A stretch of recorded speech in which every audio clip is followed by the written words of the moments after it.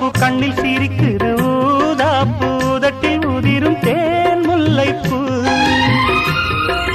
அஞ்சி ஒதுங்குது மாறாப்பு இன்னும் எதுக்கிந்த வீராப்பு அணைக்கு சிவக்கும் ஆவாரப்பூ.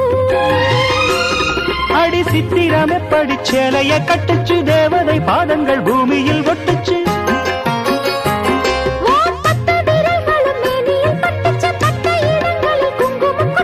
நித்தம் இரவினில் வித்தை படிக்கையில் ரசிச்சு பழகும் அழகு